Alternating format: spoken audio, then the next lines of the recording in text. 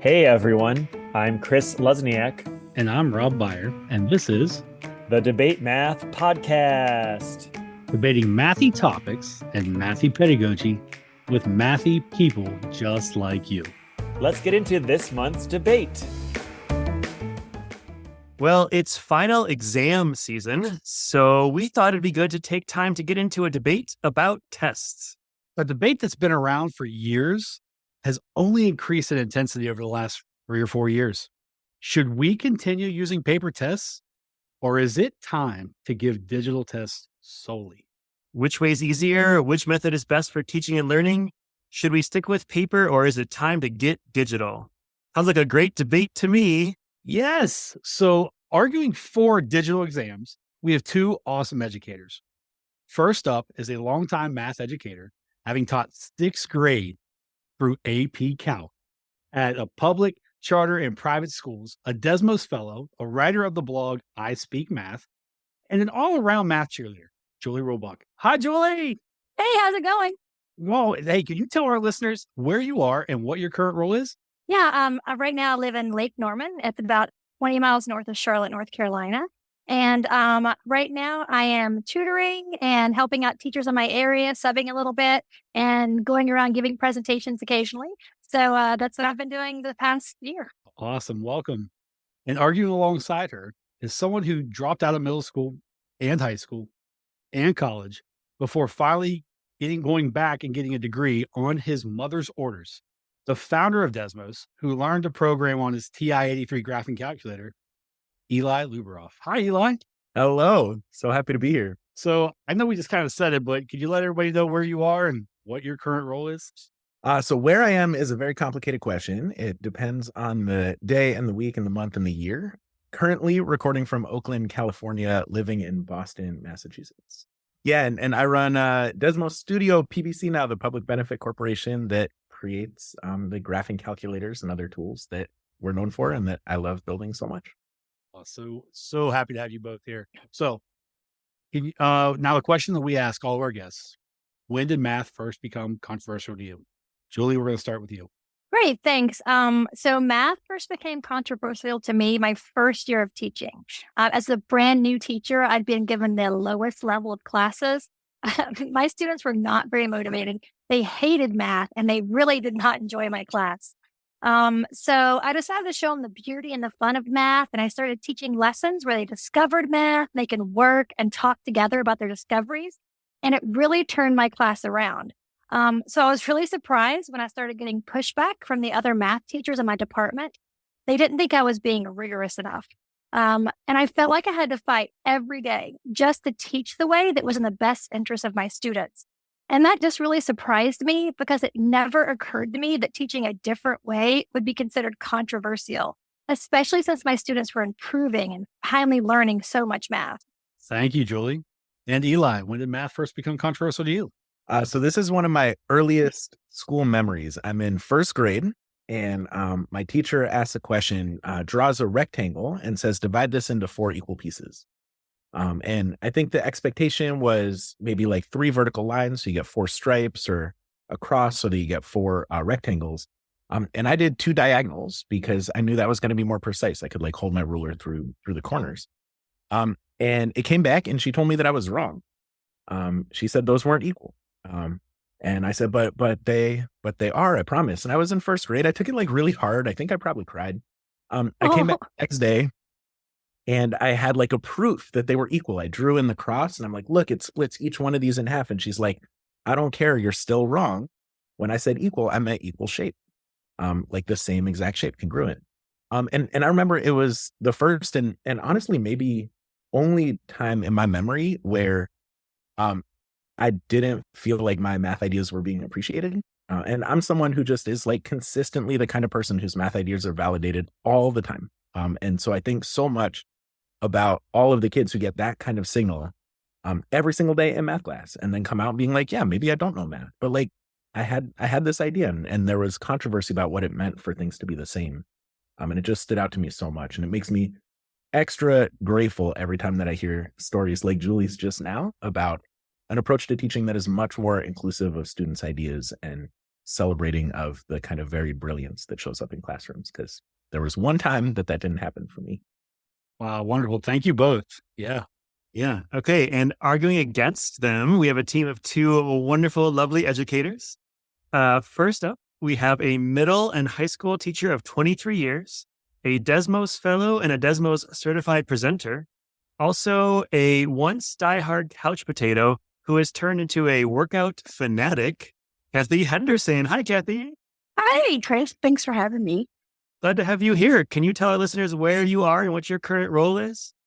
So I'm currently teaching 6th and 7th grade at a independent school in Berkeley, California, which is just east of San Francisco. And my students are super excited to hear that I was on here. So if they're listening, hi, Noel. Good to see you. Wonderful.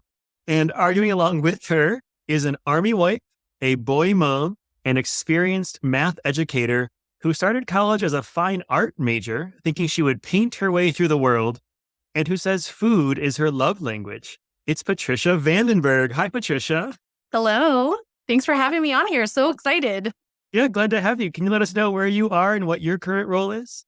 Yes. Okay. So I am a Southern California girl that is up here in beautiful Meridian, Idaho. We're just the city just west of Boise, the state capital. And I am literally living my dream up here in my dream role as the math curriculum coordinator for the largest district in Idaho, West Ada. And now the question we want to ask all of our guests: when did math first become controversial to you? And Kathy, I'll throw it to you first.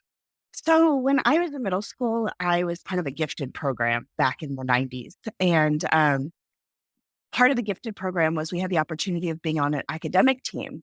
And I was all excited to go out there and compete academically. And for the most part, it was a math team. Like we were going out and doing math competitions. And I, to this day, still remember people making comments because I was the only girl on the team. And they thought it was odd to have a girl who's interested in math wanting to compete. And luckily enough, my dad said, you could do this. You can do anything you put your mind to, and girls belong in the STEM, what we now call STEM. And so I continued my studies in math. But to this day, I still remember how classmates made comments. Thank you for sharing. And Patricia, when did math first become controversial to you? For me, it was when I started teaching geometry. And I learned really quickly that there are teachers that are super specific and want things done in a very exact way. Things have to be done step by step. Things have to be written in a certain way. And I fell into that in my first years of teaching because these were who my mentors were. Like I was, being mentored by these veteran teachers that I taught with. And then eventually I started to recognize like we are getting hung up on the details. And it is a huge win when I can get students to understand the bigger picture, the bigger concept. If they miss some of the details along the way, that's okay. But really similar to Julie, like I was looked at as I was not rigorous enough, that I didn't know my math content well, even though my students were literally walking out of class, recognizing that they liked at least some part of math. I was changing the way that they perceived themselves as maybe not being a math person or not liking math. I helped them to really recognize like, hey, no, you are good at this. You can be good at this. And it's because I'm honoring your thinking and the way that you want to represent how you understand math. But yeah, I just remember it being super controversial, especially when it came down to like memorizing certain steps or memorizing certain formulas. I remember throwing out on Twitter and saying to everyone like, hey, do we really need to memorize like the 30, 60, 90 rule in right triangles? Like, do we really need that? And I just remember like that just being like such a hot topic. Like I got so many messages about that because we have the math educators that are like purists and like say like you have to learn all the things. And then the ones that are like, hey, it's not necessarily as useful as maybe these other tools that do other things like, trig. So yeah, teaching geometry. Very good. Thank you. And with that, let's get into the debate. We begin with opening statements from each of our speakers. You each have 2 minutes to present your arguments. And we are starting with the side arguing for digital exams with Julie Robach. Julie, you're up and your time begins now. Tests suck, and we all know it. Teachers know it, and students especially know it. Our claim is that we should incorporate digital assessments in order to make tests suck less for everyone. Currently, most states and even the SAT have incorporated technology on their exams. It will greatly benefit students to practice using this technology in a testing environment before taking these high-stakes exams. Teachers can benefit as well, as they will have an electronic record of student work. With paper tests, students have to wait for feedback until after the test is finally graded. With digital assessments, teachers can monitor students as they work and then give students valuable feedback while they are testing, not just after the test. Using digital assessments relieves student stress. Think of your students who know the math, but do not perform well on assessment because of test anxiety. Digital assessments allow students to immediately verify their work is correct, which is validating and thus calming for students. But my favorite benefit of using digital assessments is that students have the opportunity to learn while assessing. I want my students to learn math every day, even on test day. Digital assessments can notify students of incorrect answers. This gives the student an opportunity to reevaluate their work while testing, discover and correct their mistakes, and then learn from those mistakes. This allows students to discover new things and make new connections while testing. So please consider going digital for assessment. Thank you, Julie. And now we will hear from the side arguing for paper exams. Patricia, you are up first, and you have 2 minutes, and it begins now. So assessments in math class come in many forms and structures. And I think what's important to recognize is that assessments should be used for teaching and learning. Teachers don't just teach, they're actually managers of student learning. And assessments are part of that learning process. And because of this viewpoint, my claim is that paper assessments are better than digital assessments. And my warrant is paper assessments capture student thinking and provide opportunities for effective feedback for both the teacher and student to improve student learning. Brilliant minds in math education have worked so hard to shift this idea of doing math or being good at math away from just getting the answer right to honoring the process of getting that answer right. And when we talk about students being good at math, I believe we're talking about students being good problem solvers and communicators. And we want students to think deeply in our math classes. And so assessment should reflect this belief. So paper assessments, they allow students to show their thinking, like literally, there's literal space on their paper for students to work out the problem. Students are able to show their work in ways that make sense to them without having to navigate a digital platform where maybe symbols and diagrams may be challenging to use and incorporate into their work. And then teachers then have evidence of student thinking to inform their own instruction. Teachers literally have the student work to analyze and determine where each student is in their understanding of whatever the topic was taught. And they don't have to wonder how a student arrived at the answer. And that same evidence of student thinking also creates an opportunity to give students effective feedback on how to improve. And so there needs to be a shift in what assessments mean for math class. And while assessments are needed to calculate grades, assessments should primarily be used to inform instruction and provide meaningful feedback to students. And so because paper assessments capture student thinking more effectively, paper assessments are better than digital. Thank you.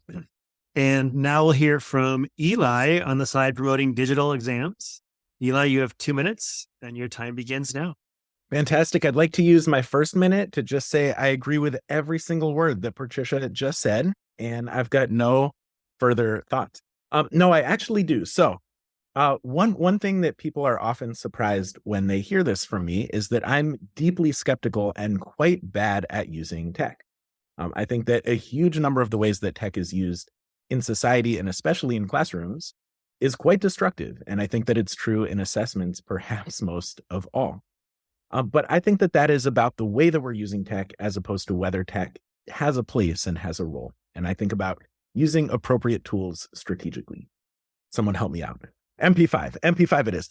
Fantastic. And so when I think about some of the ways that technology is beneficial in instruction, a lot of them carry over to assessment as well.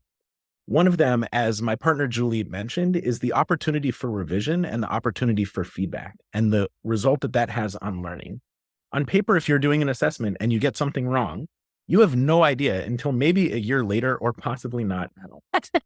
If you're doing this on the computer instead, you can immediately get feedback. And if that feedback isn't just you're right and wrong, it's actually interpretive, which computers can do when used correctly, it can help guide you to revise your answer, to come up with something new, or even just to be able to go on to the next step of the problem without being stuck because you weren't able to do the first part. When this is done best, it not only teaches you new things, but it also allows us to assess more interesting skills than just do you understand the mathematics, like how is perseverance and can you respond to feedback and learn from it? Do you have grit, resilience? Are you picking up on cues and deepening your thinking as a result of doing this?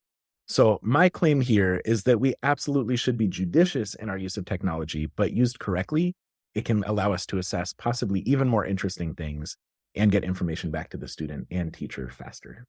Thank you, Eli. And finally, arguing again for paper exams, we have Kathy. Kathy, you have 2 minutes and your time begins now. Imagine opening your computer and taking an end of unit test. The questions offered require a deep level of thinking, but your answers are conveyed in numerical or multiple choice options. You submit the answer alone, not how you thought through the problem, not how you went through the steps to find the solution. Now imagine receiving feedback that your answer is wrong. You knew you almost had the answer, but you made a calculation error. Unfortunately, a computer was not able to experience it. It could only evaluate your answer alone. This is how my students experienced math class in the days of shelter in place in spring of 2020. It was a different experience for all of us, and I struggled to change in my usual methods of assessment. I had no choice but to use digital platforms for their summative assessment and felt that at the end of the year, I didn't have a full idea of what my students' understanding was of the topic we had covered. I had not seen their full thinking, their steps, their mistakes, or their aha moments. My students love to show their step-by-step brilliance. Last week, I gave my students a survey and I asked them which method of assessment they'd prefer. Out of 76 of them, 62 said they would prefer pencil and paper assessment. They want to show their strategies and their methods.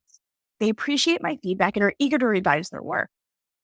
The cycle of assessment, feedback, and revision plays an important role in my students' deeper understanding of math.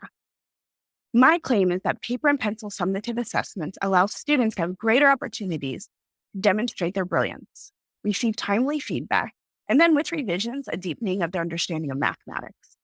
My warrant is that students do achieve greater learning outcomes when working on paper.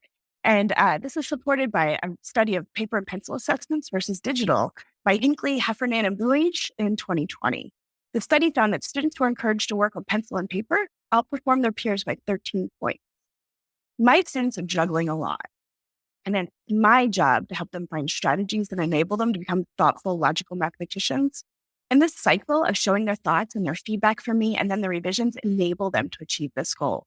Perfect. Thank you all. Well, that was a great opening. I hear lots of similar themes on both sides, but the feedback cycle of giving students feedback, revising, and so on.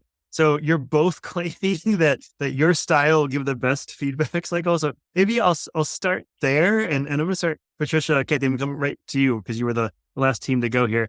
Why do you think paper gives the best advantage for that feedback cycle? I was just going to say, when I surveyed my students last week, I asked their opinions of it because they've been through this whole process and they've seen both sides of it. And they told me with paper, they feel more comfortable making mistakes. They feel comfortable kind of erasing things, scratching things out. They also said they don't feel rushed. They feel like they have the time and the space to figure out all of those steps. No, I agree. And when, students have that space on their paper, they can write out their work. And then that is evidence of their student thinking, and teachers can track it. Teachers can look at their work and say, okay, here's where you started, here's where you ended, here's where you made a mistake. And we can pinpoint in a lot of cases, like here exactly is where, you went wrong. You made a small calculation error, or, here's maybe where a student stopped their thinking. And so it gives that evidence of their thinking, and then teachers can give feedback on where, like, hey, here's where you stopped, or here's where your mistake was. And then giving that feedback to the student to say, okay, you want to know how to raise your grade, or you want to know how to do better in this class, like here's where the mistake was, and here's how you can. And then I love Kathy's example of like your students being excited for revisions. Like once they know where their mistake is, and if they know it's something small or, oh my gosh, like that was a silly mistake that I made, they can run back in and then go ahead and make that revision. With digital assessments, it's not always clear what the evidence of student thinking is. It's sometimes questionable, but when it's a paper assessment, like it's literally all there. Even if it's blank, that tells you something. Well, on that note, let me bring it to Julie and Eli. So thinking about this feedback cycle, you claim digital is helpful, but they're saying that there's things missing, right? You just click a multiple choice answer and you move on. So can you talk about why digital could be really useful in that feedback cycle? I'd like to just say that I think that what they're talking about are like probably not the best digital assessments. So I think we need to move the conversation from not just digital versus paper, but the right kind of digital. Yes, numerical and multiple choice answers, you see nothing. Like those are the worst kind of digital assessments. The ones that we're talking about are ones where you can do feedback.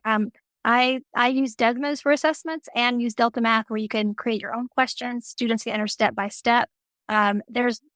I rarely use multiple choice or numerical answer questions on any of those because those do stress students out and you don't get a lot of information. There's so many different things you can do digitally, and it's not really that difficult. There's a lot of formats out there, and with all the different screens that we have available, especially in Desmos, there are so many more things you can do that really do show students thinking. And as far as feedback goes, what I love is when I have a classroom of students in front of me and they're working away on an assessment and I'm sitting at my computer and I can see what they're all doing. And so if a student gets stuck or if they're going way down the wrong path, they're getting frustrated, I can see that from my computer. And in Desmos, I can type a little note to them that pops up and they can read it and it can redirect them immediately. And it causes them to stop and think and maybe calm down, especially if they're getting, going off the wrong path. And so those are just the benefits I see. So I agree with them completely. Numerical and multiple choice answer digital tests are not the way to go. Really great digital assessments, like Eli was talking about earlier, things like that are more what we feel are probably better than, or at least as good, if not better, than paper assessments. Yeah, 100% agreed. And building on this, I think one of the things that we all agree on here is that multiple choice assessments are trash and we shouldn't be giving them to students on paper or on computers. 100%. 100%. Yes, And also absolutely. that one of the deep flaws of computers is that it's more likely that people are going to give the type of question that's easy for a computer to grade when it's on a computer. When what you have is a hammer, everything looks like a nail, and it's really easy to build a multiple choice question on a computer. And so a lot of these assessment platforms do that. And on paper, it's really easy to leave a big blank space and say, show your thinking. But that doesn't mean that we need to constrain ourselves to the crappy ways that people currently use technology in thinking about this. The other piece of this that we've seen a whole lot of is that even the design of the interface can make it either more or less exciting to explain your thinking, to experiment, to try to revise. And a lot of computerized assessment is designed to make it as frightening as possible. You open an answer and you press the button and it like shakes back and forth and like, what did I do? Or it just like gives you a big red X in the corner, like all of these things that aren't inspiring of revision. But you contrast that with something that I didn't even think was assessment until I saw folks like the folks on this call using it this way. You put students in front of a marble slides activity after teaching them about domain and range. And now the thing that it's inspiring you to do is to keep revising continuously. And there's no penalty for getting it wrong. There's only encouragement for building on top of what you're doing. So I think I want to shift partly because I think it will make it more likely for our side to come out ahead, to not compare the current awful state of digital assessment with the freeform brilliance of paper, but the version that we all think that could be possible on computers compared with the version that we all think could be possible on paper. Can I just acknowledge that Desmos is at the forefront of the interpretive feedback with the cycle of revision, and it's doing something different than, can I say, any other organization or platform is doing. I have to acknowledge, also I'm a Desmos certified presenter, that Desmos is doing something that others may not. And it's unfortunate that many of my students, this was their first year that they have experience with Desmos.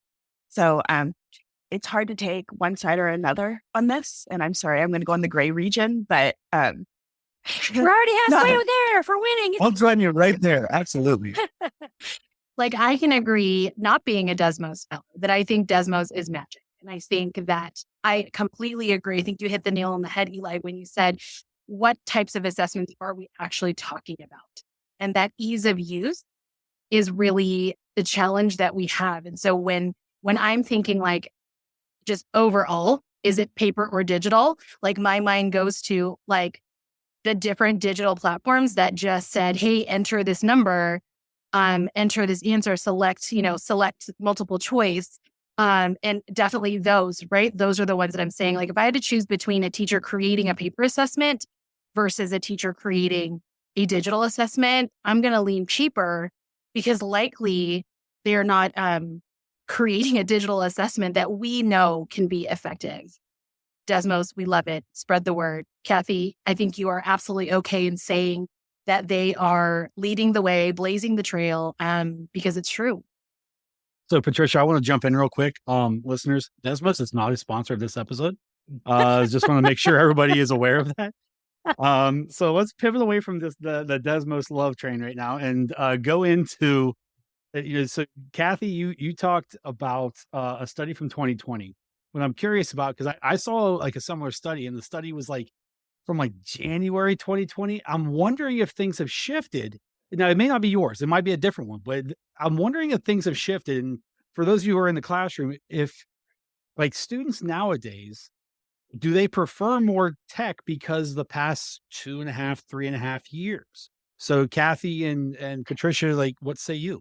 So I've taught in person for the last 2 years. And I don't know if it's just my students, and I think they're the best students out there. I'm a little biased, but my students love a blend of both tech and paper when they're experiencing the math. I do have to be honest. I use the Desmos curriculum, which is fabulous. I'll leave that aside here. My students love both a mix. In fact, today I was giving them an assignment that they had their choice, paper or technology. I found that when we first came back in person, my students, to be honest, didn't want to be around the tech. They were tired of the screens. They wanted to be hands-on. They wanted the manipulatives. But I think we see an ebb and flow of that over time.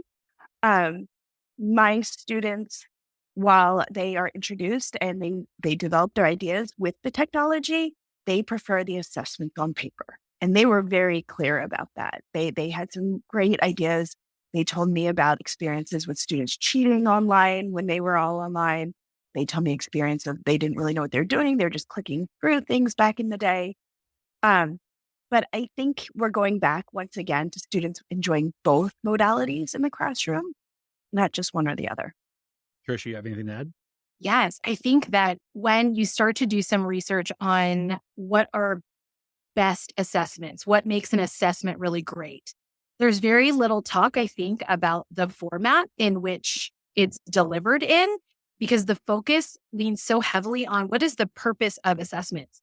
And the overwhelming research that, I have seen out there is like, it's not about grades. It's not about calculating grades. It's about informing instruction. It's about improving learning. Marzano's done a ton of research in this area, and it's all about giving clarity to the student before taking the assessment, while they're taking the assessment, after they've taken the assessment, that clarity and that feedback. And so paper, because of what we talked about before, these digital assessments tend to lean towards multiple choice, fill in the blank, numerical answers. Paper assessments allow for that a lot easier. And going to the other side with Julie and Eli. So are we concerned or worried at all with how technology assessments are going to change with the advancement of artificial intelligence? Julie and Eli? Yes. Short answer is yes. And I think a lot of it is that nobody, terrifyingly, including the people who work on these systems, actually understand how they work or what the impacts are going to be. But I think that will be true across the board in paper assessments as well, and in instruction and in all of the different pieces. There's a lot about technology that scares me, if I'm being honest. I think a lot of the ways that it's used is really problematic, and this is me jumping into that gray zone. I think in assessment, it's really tempting. And we see this even more in higher ed than in K-12 to use to use technology as a surveillance tool. And so you're in your computer and it's tracking your eyes to make sure that you're not looking at someone else, and stories about people, reading the question to themselves and it thinks that they're cheating because it thinks they're talking to someone. So there are all sorts of things about tech that are really horrifying. And I think this comes down to trust that students have in their teacher and that teachers have in their students and that everybody has in the tech and the environment that will mitigate this or cause it to be a real problem, no matter what the medium is and no matter what the content is. And for me, it started before NEI, even with Photomath and all the other apps that students can use. So, but honestly, I think it's kind of a good thing, because we shouldn't just be asking kids to do computations and giving numerical answers. They can do that with Photomath. They can do that with Desmos. They can do that with calculators, computers. So those apps really forced me, and I'm sure many other teachers, to come up with more creative questions and more thought-provoking questions, and that allowed students to actually explain math and do things that were more thought-provoking and what really math is instead of just computation. So I think the AI is probably just the next step to that. I want to ask now all of you kind of about how much do we want tests to reflect like our classroom culture or classroom routines? Like if we're testing on tech, does that mean we should be doing stuff on tech in the classroom? If we're testing on paper, does that mean we should stick to paper in the classroom? Or like how much of that ratio do you believe in? And I'll start over here with Patricia and Kathy on team paper. I don't know. I kind of feel like I addressed this earlier. I think the best classroom for me as a teacher is one that kind of brings both in paper and pencil and the technology. And my students are used to seeing that in the classroom being demonstrated, whether they're completing their homework on pencil and paper and we're working on computers during class or vice versa. My students have the opportunity to experience all of those tools. And so I have given them the choice if they would like to take their assessments via technology. They're summative assessments, let me clarify that. And they choose not to. So I feel like whatever the students feel is their best method for assessing is something that teachers should probably offer. I would agree. I think definitely my answer to this is in the gray zone, because I think that with everything that we're doing in math education, we are asking students to be able to do things flexibly. We want them to think flexibly. We want them to have number sense that is flexible. We want them to do all these things in flexible ways. And so I think it's important. I think it's good instruction to engage like multiple modes of instruction. I think students should be doing things individually with a partner, in small groups, digitally, like not digitally, because we want them to be flexible in showing their thinking in multiple ways. And so I think we do our students a disservice if we don't engage all of those different modes of instruction in our teaching. And let me bring it over to Eli and Julie too. And I think it's specifically also about like standardized tests that are going digital for some state exams or SATs. Like, so should we as teachers be giving digital tests to get kids prepared for being on digital? So I love this question because this is the reason I started using digital assessments in the first place. I was using Desmos in my class almost every day. And then here came test day and I was like, all right, here's paper and pencil. You don't get to use your tool that's helped you so much that we use almost every day. And so that's kind of why I started using Desmos in my assessments, or just Desmos assessment completely. I do love a blend of paper and Desmos. In fact, usually when I give a digital assessment, I also give kids paper, because kids, I think that's a safety net for kids. They really love to have paper. And some of my assessments, they can do it all on paper if they want, and then they can just work with Desmos to check. And I give kids that option as well, like Kathy was saying. So I think that, I love I don't know who came up with the gray area thing, but I really love the gray area because, of course, like everything else, the best thing is usually a mix, right? And as far as standardized test going, that was testing goes. The standardized testing was in my opening thing. Yes, I feel that if students have never used a digital assessment and then they have to do it on a high stakes exam for the first time, that could be stress inducing for students. So even if teachers didn't do digital assessments a lot, even a few times to practice before a high stakes exam is a great idea. In fact, even if you're giving any kind of digital assessment, with my students, I always give I let them practice a digital assessment before they do the real thing so we can see what problems they have and they can ask me questions just to increase their comfort level. So with anything that's new, like a digital assessing or anything that you do new with your students, it's always great to practice in advance. So I absolutely think that they should be doing a little bit of practice before they have to do the real thing. Yeah, and I'll join everyone in this gray zone because I agree with everything that I've heard here, including that having a variety is really, really important. And this is an instruction and this is an assessment. And I think it's informative and it's summative and it's interim. Being able to do work on paper is really important. Having a section of some parts of what we're doing that doesn't allow a calculator is really important. But then also having some parts that are open book and you have access to the computer is much better preparation for the real tasks that we're trying to prepare students for. And so we need to make sure that we have that as well. We need the whole variety, I think, the whole spectrum here. And I think building on that, there are things that are possible to assess in these different environments that you can't do in some of the others. If we're trying to assess how well a student in elementary school understands addition and they have access to a 4-function calculator, we can't learn anything. We're not going to see the interesting mistakes. We're trying to sense whether a student has an intuitive understanding of slope and they have access to a graphing calculator. We're not going to be able to see that. But on the other hand, if we are establishing that and we want to ask something that requires that students can really efficiently explore a variety of those, and you don't have access to a calculator, then suddenly we're not able to assess that. So we need the whole range.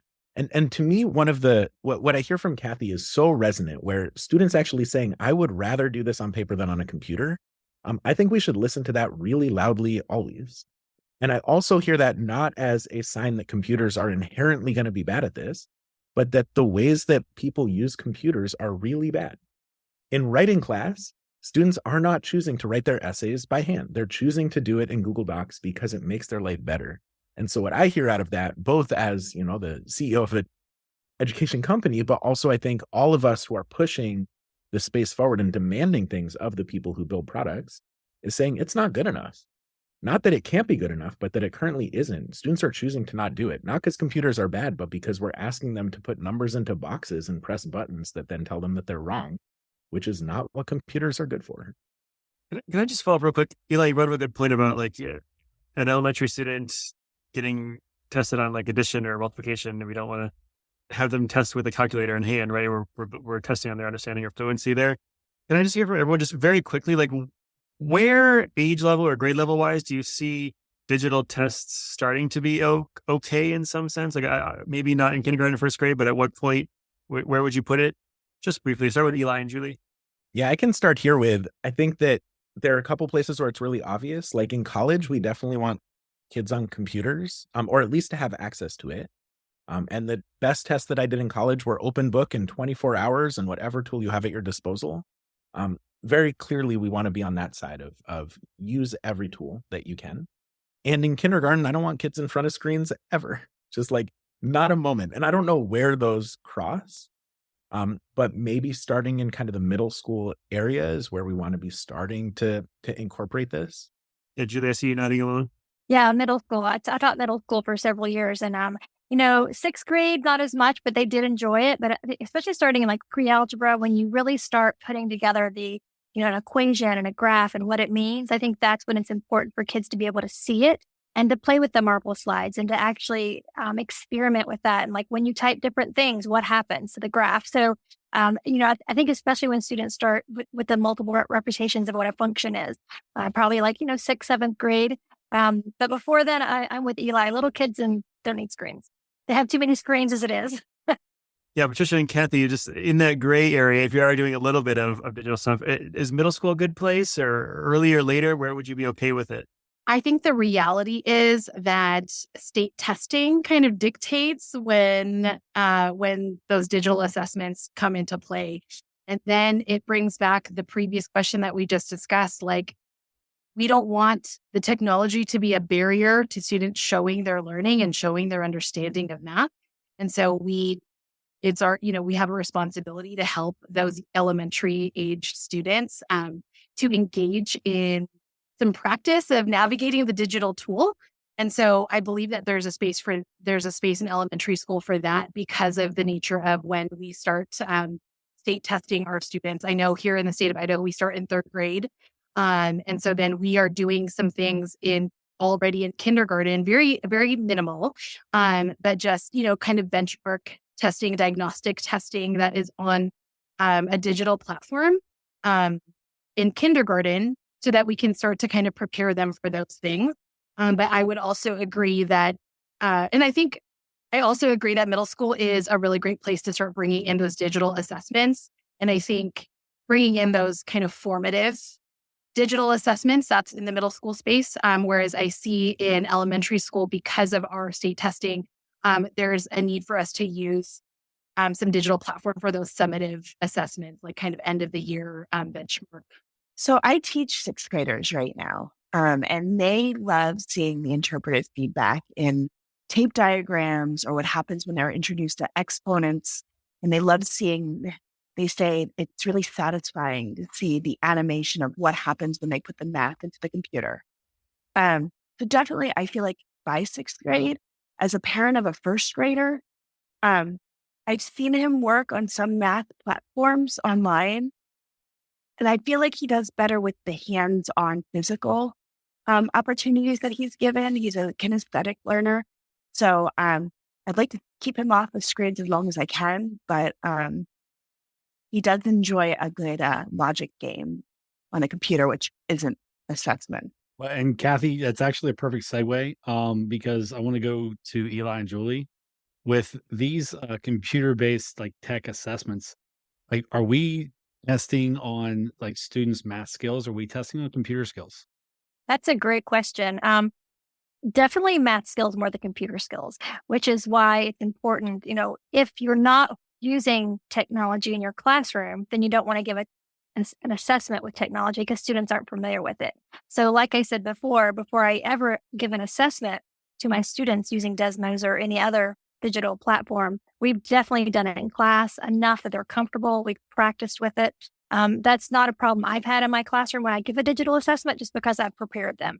So I think it's like any other thing you do in your class. You don't want to throw a test at it's students who've never worked on the platform before. You don't want to be testing their computer skills. And there are ways around that. There are ways that, especially with computation layer, you can make the assessments very user friendly for students. And like you can I would a lot of times type y equals, so they would know to put the rest of the equation in there. Or I would type part of the equation into the computer before I gave them the assessment. So that something they typed in correctly wouldn't impair their answer. And also that's a great thing when I'm assessing or I'm watching them as they work. If something is going wrong, you can kind of watch screens and that'll pop up. And then you can type a little note and correct them and help them out. So definitely math skills over computer skills. And Eli, I want to let you respond to it. And I'm thinking like more like with the Marvel slides that we all keep talking about. By the way, listeners, if you don't know what Marvel slides are, definitely go check them out. Still not a sponsor, but definitely go check them out. But if we're thinking about like the Marvel slides, like the manipulation of the tech element of it, right? Is that a barrier for some students?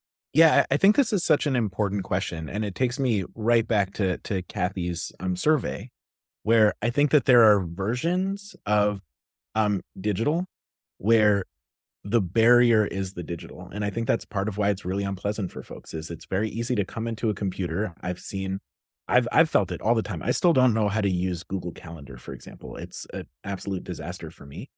And I feel really stupid every time I'm in front of Google Calendar. And it's not that I don't understand dates, although that's also kind of true. It's that I don't understand that interface. And so it's possible to do that. And it's also possible to make it so that the interface is helping you. And a lot of what Julie described is these really subtle cues and just being very attuned to what people expect makes a big difference. I don't think that this is a problem that we can avoid. And I want to give an example of the opposite of this, which is paper SAT and students learning how to use their TI-84 graphing calculator. And for years, the thing that we have heard is that schools have to do boot camps for like days or weeks before the test of like, you want to plot a table of data. Here's the 4 pages of the manual that does this. And here's the sequence of button presses that you need to do. and that there's tutoring companies whose entire job is to teach students how to like use their calculator more effectively and efficiently than someone else. And then you have these huge inequities of students who can't afford their own calculator and using a shared one and don't have time to practice at home. And a big part of what we've tried to do with the graphing calculator is say, if you show up and do kind of what you think will work, hopefully it will work. And anytime that it doesn't, that's on us. We need to make it better. If you want to zoom in and out, you like pinch the screen, which now kids are all used to because you've got a map. You don't need to find the correct menu. And it's free, so you can practice at home. So that ideally, just like Julie was saying, like you come in and it's something that you have some familiarity with. Because this is not something we're going to be able to get away from unless we say no technology of any sort when you get there. And then again, the burden is to make sure that the technology is good enough and intuitive enough and does what you expect often enough that we can have that be kind of transparent. And the thing that the students are spending their time thinking about and worrying about is actually the math itself. So this actually brings me to the final question of the round, and I'm going to send it to Kathy and Patricia. So if we are going to go with like the paper tests, are we ignoring the reality for students after school, like when they get outside of the school years? Are we ignoring that reality by only doing like the paper tests? My gut reaction is no, because my students take standardized tests on the computers. I'm lucky enough that I do use the Desmos platform in my classroom, so they can use the Desmos calculator and those platforms. I think it's all about balance. Maybe I'll do the practice on the technology and the tests on paper. I think we are setting them up for the best of both worlds. I would agree with that. I don't think we're doing students a disservice by having that mix or even primarily using paper assessments, because I think ultimately what we want students when they walk out of our math classes, we want them to know and love math.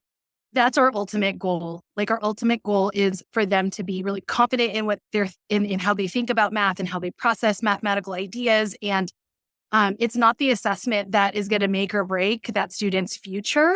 It's really about like, do we know where our students are in their understanding?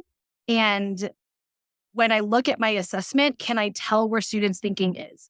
If you're able to do that in a digital platform because you are a rock star teacher and you know all the things Desmos, let's say, awesome, use that digital platform. But at the end of the day, like that paper assessment will do it 100% of the time. Like it will always give space to capture student thinking. You'll always be able to track what students know, what they are able to do and what they don't know, and provide next steps. You'll always be able to look at that student work and like pinpoint the feedback. Like I said, even if it's blank, even if that test is blank, that tells you something, and you can pull that student aside and have a conversation and say, hey, tell me what happened on this problem. Why is it blank? I just think when I look at digital versus paper, like paper 100% of the time provides us that evidence of student thinking. Digital can, but not 100% of the time. And on that note, that concludes our questioning round. We will now end by giving each side 2 minutes to make their final arguments to you. And we're going to begin with the side arguing for digital exams, Julie and Eli. So we all know that digital assessments can help prepare students for high-stake exams that include technology. We really feel that we should have good digital assessments. We're not talking about multiple choice and numerical answers. We are talking about incorporating really great digital assessments into your classroom. And again, we feel this should be married and with a mix of paper assessment, because paper is not going away, but digital is coming. And so I feel like as math teachers, we need to embrace that. Since we're using it so much in our classrooms, we should afford students the opportunity to also test digitally, especially if they can relieve their stress and give them feedback and help them learn and discover while they're assessing. Yeah, and adding on this, I think something all of us agreed on is that bubble tests have already gone the way of the dinosaur, and multiple choice online tests should do the exact same thing.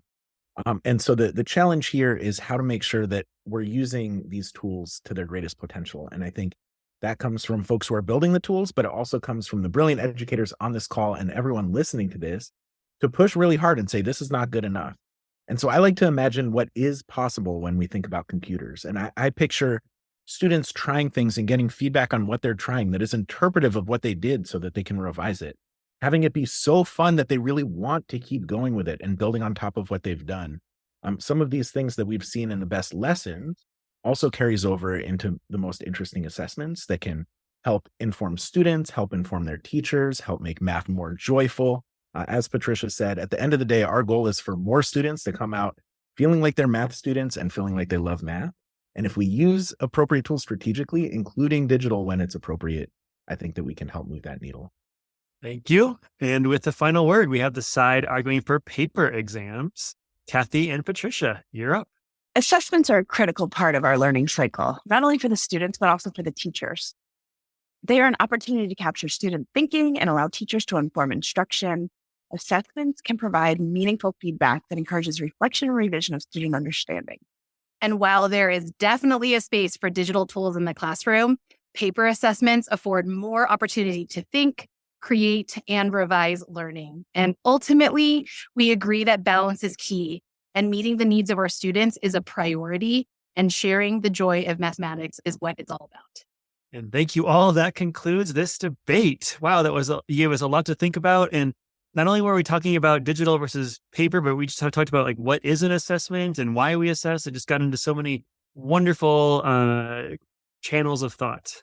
And now it is up to our listeners to take a moment, ponder the arguments, share with some friends, some colleagues, and consider what resonated with you.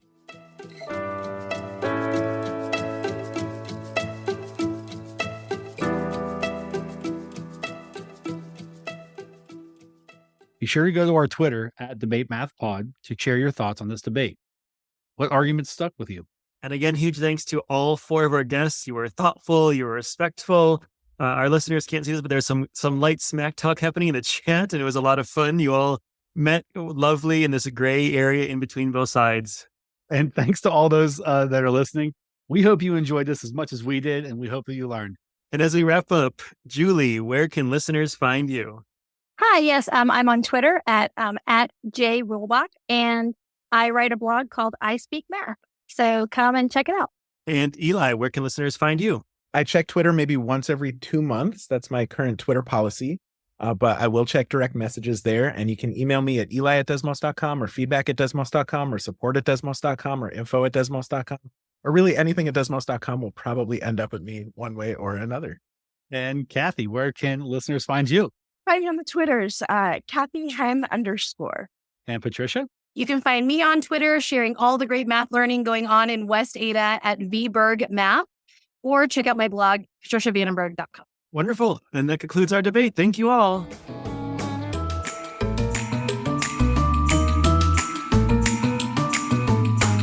Want to learn more about incorporating debate activities into your math classroom? Go to luzniak.com/podcast to sign up for my mailing list and get your first set of example debate activities you could use with your students today. Go to luzniak.com/podcast. Don't forget to reach out to us with comments and questions on debatemath.com or follow us on Twitter @DebateMathPod and follow along with #DebateMathPod. Rate us and review us on Apple Podcasts. Or wherever you listen to this podcast. Your feedback is super important to us. Well, that's all from us. Looking forward to debating with you more next episode. Until next time, cheers.